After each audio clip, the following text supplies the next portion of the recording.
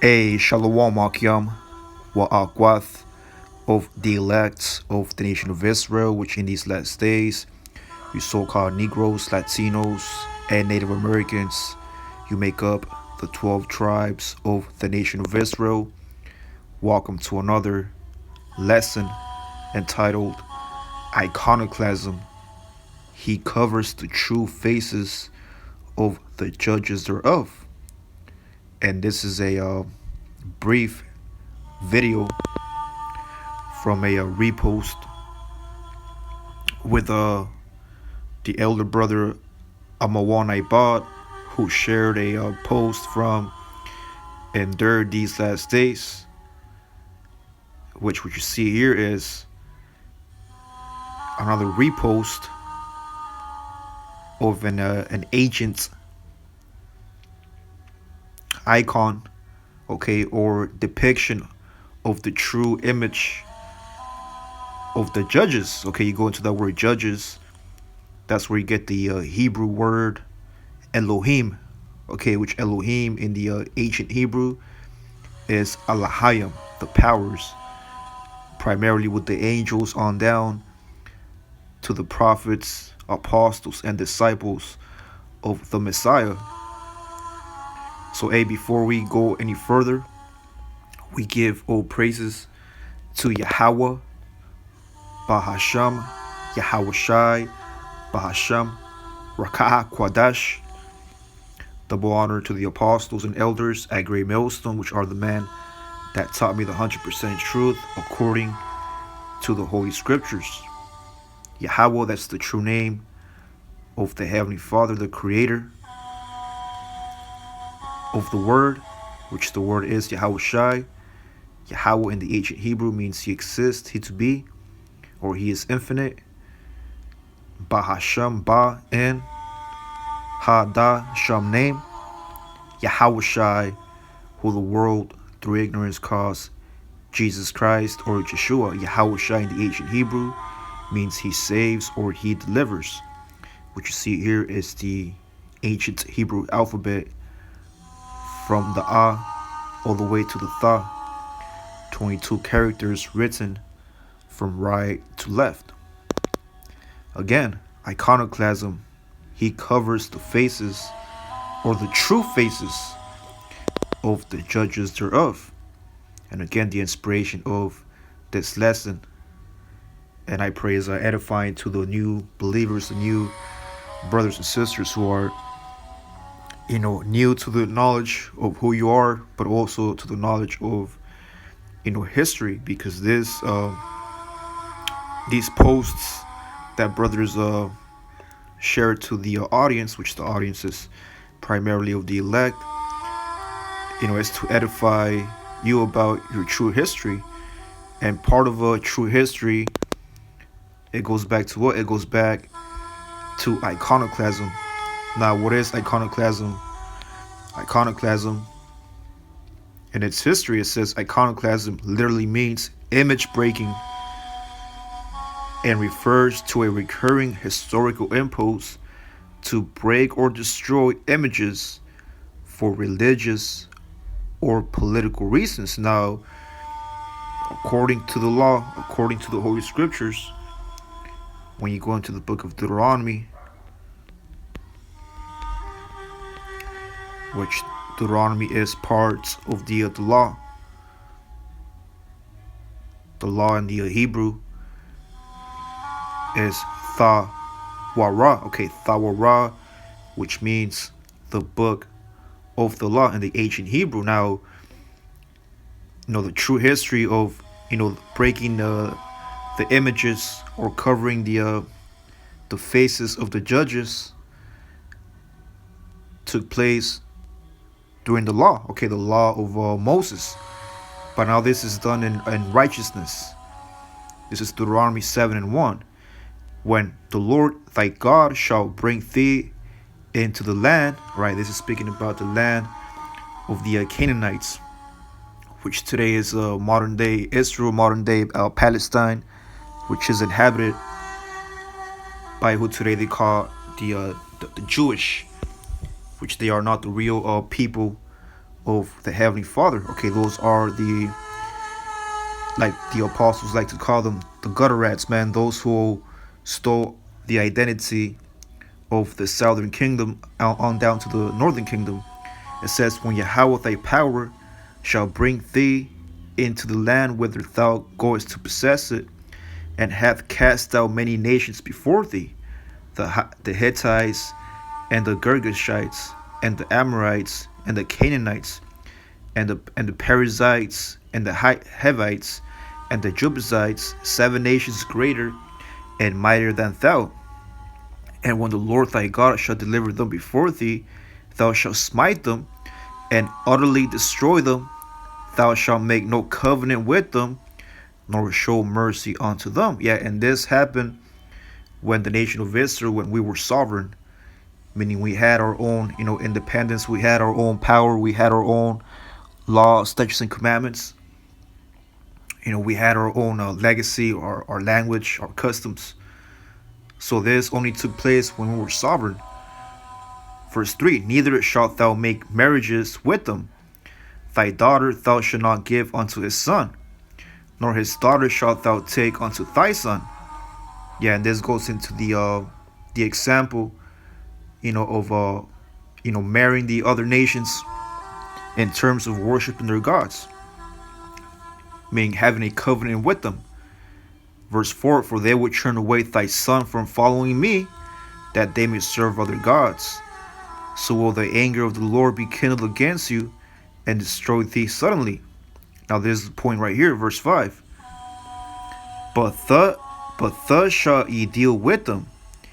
Ye shall destroy their altars, and break down their what? It says, their images, you see, and shall break down their images, and cut down their groves, and burn their graven images with fire. Now, again, what is iconoclasm according to the scriptures? It says iconoclasm literally means image breaking. You see that image breaking, and in the law, Deuteronomy 7 and 5, destroy their altars and break down their images. You see image breaking. So true iconoclasm, that happened during the time of our ancestors in Deuteronomy the 7th chapter, when we were commanded to have no mercy upon the heathen, the pagan, nations.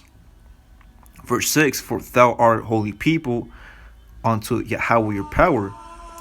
Yahweh your power has chosen thee to be a special people unto himself, above all people that are upon the face of the earth. Now, that was the point, iconoclasm, that started during the time, when, the nation of Israel, our ancestors, received the laws, statutes, and commandments.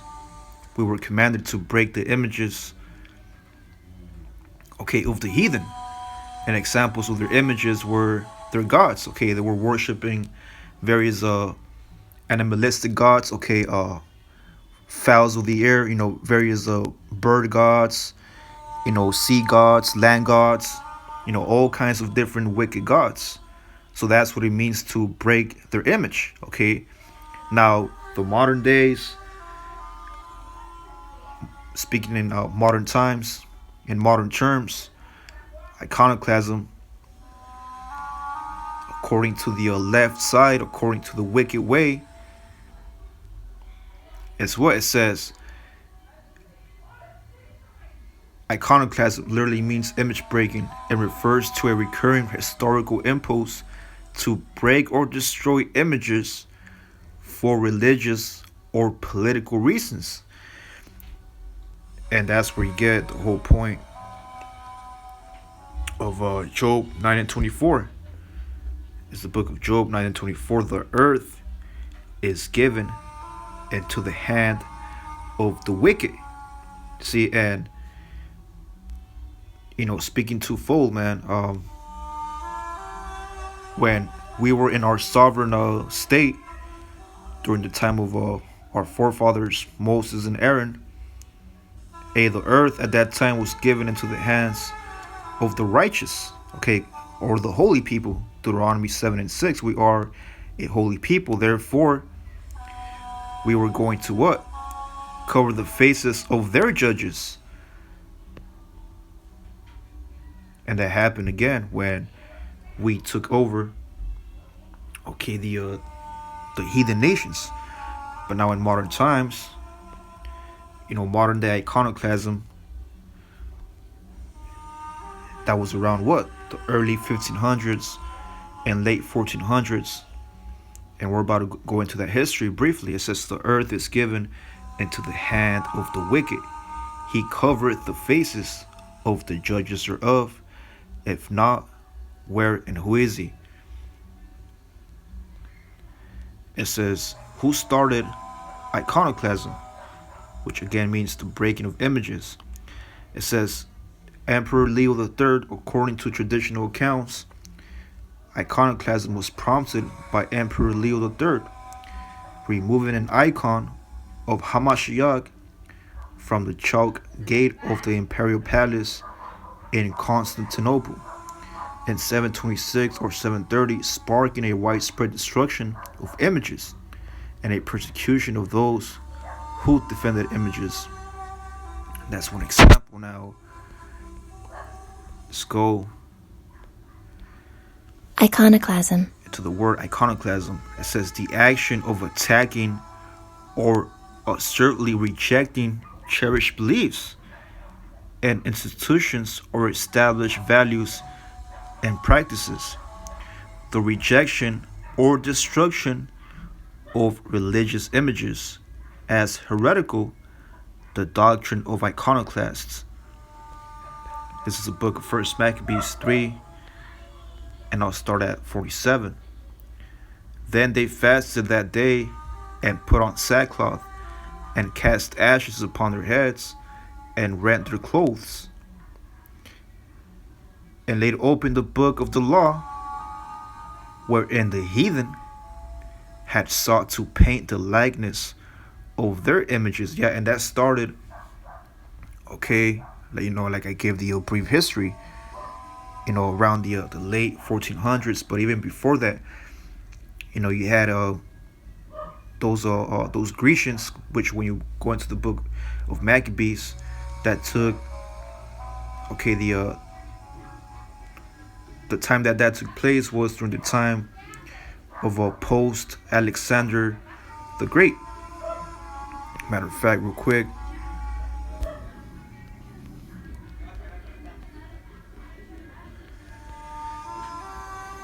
it says the main phase of the revolt lasted from 167 to 160 BCE and ended with the Seleucids in control of Judea, but conflict between the Maccabees, Hellenized Jews, and the Seleucians continued unto 134 BCE. So iconoclasm, it also goes back to the years of 175 to 134 BC. Okay, so but real quick, going back to 1 Maccabees 3 and 48, and laid open the book of the law, wherein the heathen, all right, starting with Esau, Edom, that heathen, that goes into Job 9:24, the wicked had sought to paint the likeness of their images. And another example of painting the likeness of their images is here in Psalms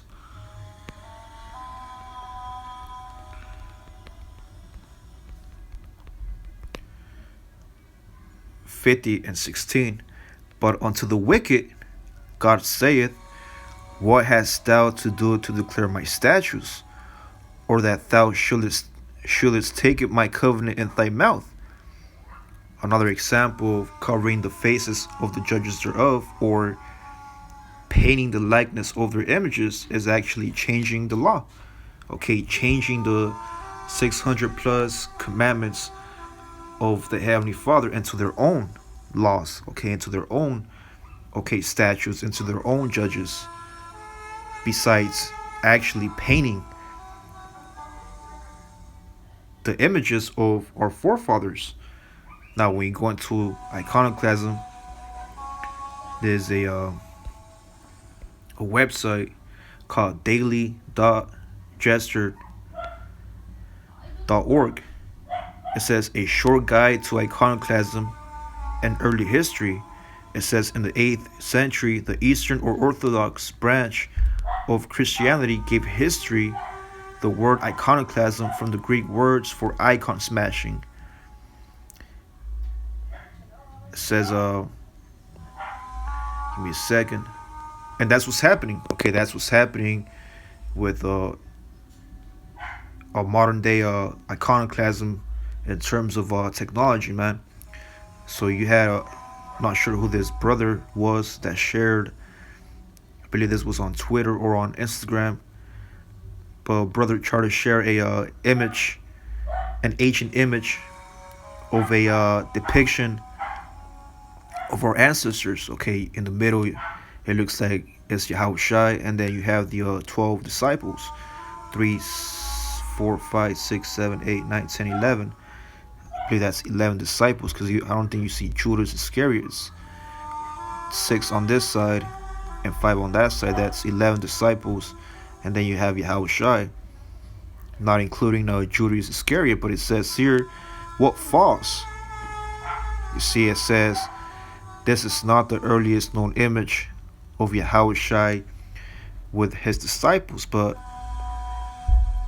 like I was saying, according to the scriptures, according to prophecy, man, this is another modern day example of iconoclasm trying to hide the true images of our forefathers, which these images are just examples, man, of our history.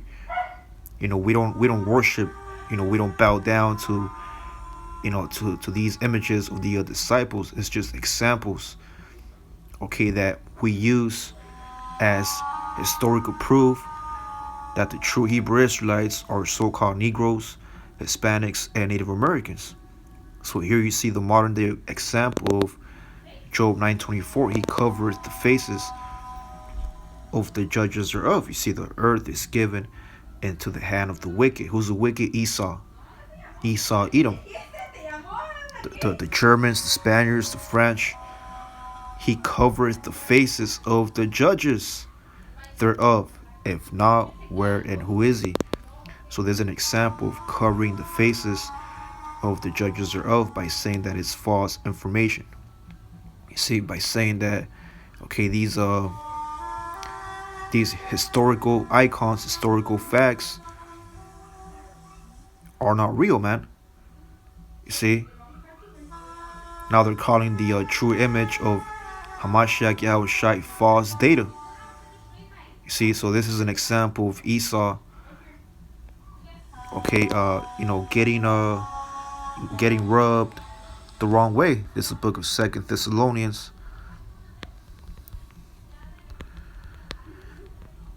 This is the book of 2 Thessalonians 2:8. And then shall that wicked, there you go again, the word wicked, that we read in the book of Job 9:24, the earth is given into the hands of the wicked, shall be revealed, whom the Lord shall consume with the spirits of his mouth. Yeah, that's the prophets. The prophets, that's the mouthpiece of the Heavenly Father. Okay? By the spirits of his mouth. It's the book of Luke 1:70.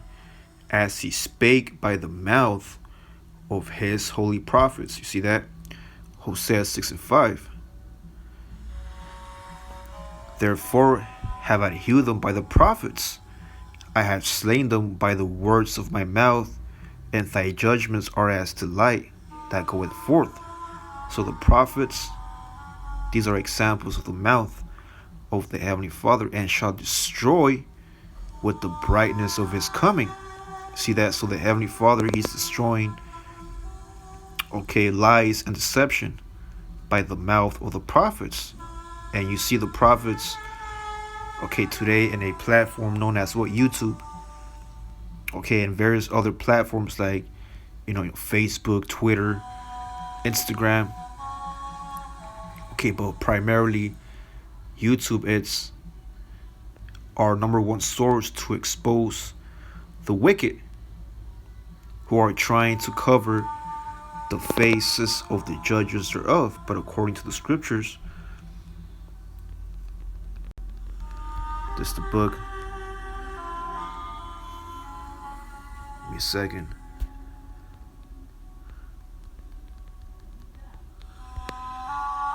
This is the book of 2 Corinthians 13 and 8.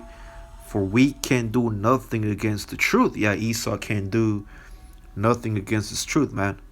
Esau's just, making it more beneficial, okay, for prophecies to be fulfilled by trying to cover the faces of the true judges, okay, the disciples and the apostles. But for the truth, you see, so we can only do, okay, whether you try to hide or expose the truth, man, hey, you're still adding fuel to the fire. Okay, Esau thinks just because he's covering the faces of the judges thereof, okay, he will continue to hide prophecy. But guess what? It's prophecy that Esau was gonna, try to hide. Okay, the images, the true icons of the Heavenly Father. Why? Because these icons, they are real. Okay, they are authentic. Now, if they weren't authentic, if they were just, Esau, Edom's images, well, according to the law, if we were sovereign, we gotta destroy, okay, those images, those historical falsehoods. But real quick, this is just the website, okay, of a short guide to iconoclasm. It says, in the 8th century, the Eastern or Orthodox branch of Christianity gave history to the word iconoclasm from the Greek word for icon smashing. In Orthodox Christianity, icons, images of God, married saints, and martyrs are more than just paintings or mosaics. They are holy objects of themselves, are worthy of veneration. Western Christianity doesn't have an official equivalent. It says the contested place of images in Islam is much in the news now, but the Judeo-Christianity tradition has also seen a long history of conflict over images. Representation, after all, can boil down to a question of power. Who gets to represent what? Well, now that we live under the hands of the wicked man, Esau is the one that represents, okay, the God of this world. It says commandments against idolatry and engraving images and a prohibition on saying the name of God are some of the fundamental anchors of monotheism. It says the Byzantine Emperor Leo III. Now, for you brothers that know history, you might want to post on the comment board if Emperor Leo III was he either an Edomite or was he an Israelite or just any other heathen, man, but most likely, okay, an Edomite. Launched the first great campaign against icons around 726 with his decree prohibiting representations of religious figures, and most likely, I would say, I might have to go more in depth into this history, but if it's during the Byzantine Empire, that's most likely a Jake, okay, an Israelite. If not, like I said, post on the comment boards, he is most likely an Edomite. But again, gonna have to go do more research. It says soon his supporters were tearing down existing ones. It says politics had everything to do with it, including military losses and the aftermath of the Santorini volcanic eruption, which Leo saw as a sign of God's wrath.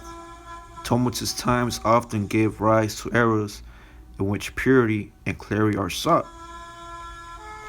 But now let's go into iconoclasm.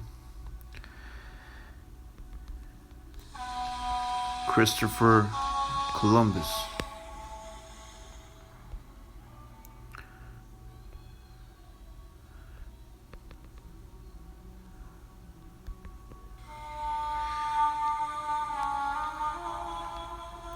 Okay, let's see, give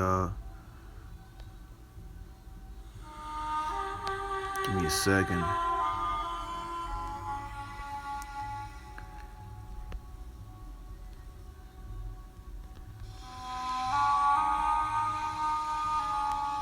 Da Vinci.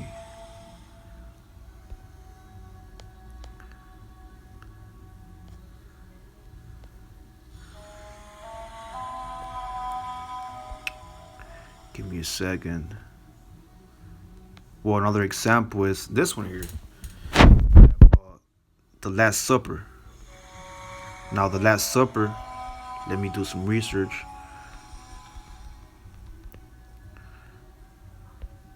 It says the Last Supper, also called the Lord's Supper, in the New Testament, the final meal shared by Yahushua and his disciples in an upper room in Jerusalem. It says Leonardo da Vinci, okay, he was responsible for painting the Last Supper of the disciples and Yahushua. His aim was to capture the emotions of each of the apostles in that dramatic moment. And there's an example of iconoclasm. Iconoclasm, the true image, wasn't this, because according to, the scriptures, Yahushua didn't have, long hair. He had a full beard. You see? And what did Esau do? He made an image of himself, saying that he is the disciples. He is, the judges. But when you go into the true historical documents, Yahushua and the disciples are what? Right here. They are so-called black men, according to the scriptures. So-called brown people. Okay. Let's type in black, which that's a, black, that's a social construct. Okay, that's not a true nationality. It's just a saying of an example of the Israelites. There you go. There's the true example, okay, not the true image, okay, but just true examples of historical icons of how they will look like in modern day times and how they look like in ancient times. Okay, the scriptures speak about Judah mourneth, and the gates thereof, they are black unto the ground. Okay, believe that word black in the Hebrew is what quadar, which means different shades, of brown. Okay, because you have brothers that are all, brown skin, light brown. But there you go, man. Iconoclasm, which literally means image breaking. And that's what's happening here, man. Esau, Edom trying to break the true image of Yahushua and say that it's false. Saying that in reality, Yahushua, he's a so-called white man, and that's not true, man. So truth shall prevail. Like it says here, the book of Esdras, truth will be supreme. John 8:32, and ye shall know the truth, and the truth shall make you free. We get Esdras. This is the book of 2nd Esdras 7:34. But judgment only shall remain. Truth shall stand, and faith shall wax strong. You see that? Truth shall stand, and faith shall wax strong. And with that, giving all praises to Yahweh Shemal Shai, Ba'ashem Kodash. I pray this brief, lesson was edifying, going into iconoclasm, and he covers the faces of the judges thereof.